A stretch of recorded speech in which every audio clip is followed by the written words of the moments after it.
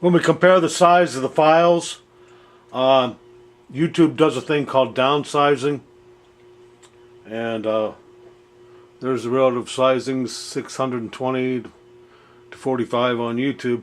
And since in fact we are attempting to show a wagon wheel effect, the wagon wheel effect maybe get exemplified quite a bit, and so to see that we want to quickly look at two different videos. The YouTube version, we see different things in the video. We're going to look at 710 to 729, 730. So we're going to want to make this quick. Having camera problems, it seems like.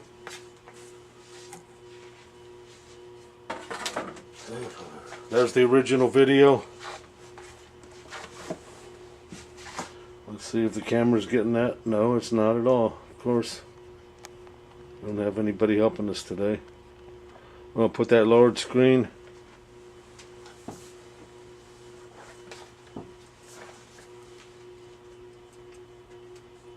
Where's the mouse at?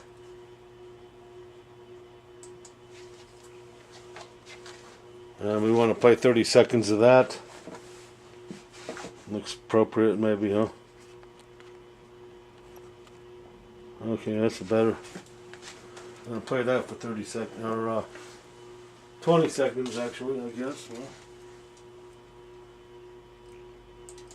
Noted he's probably seeing a phase in and phase out of that discharge.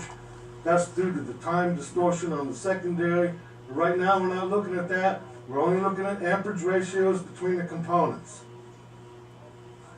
Now, we got 23.4 milliamps of circulation. What the hell's that guy talking about? That's me, you know. The bulb ain't doing nothing. Now let's look at the master copy real quick. We have to Skype here. And this is on the VLC player. And we'll play that. Should have been set right. That's at 707. See the final proof of everything. And as Devin noted, he's probably seeing a phase in and phase out of that discharge. That's due to the time distortion on the secondary. Right now we're not looking at that. We're only looking at amperage ratios between the components. Now, we got 23.4 milliamps of circulation on. Just went back off.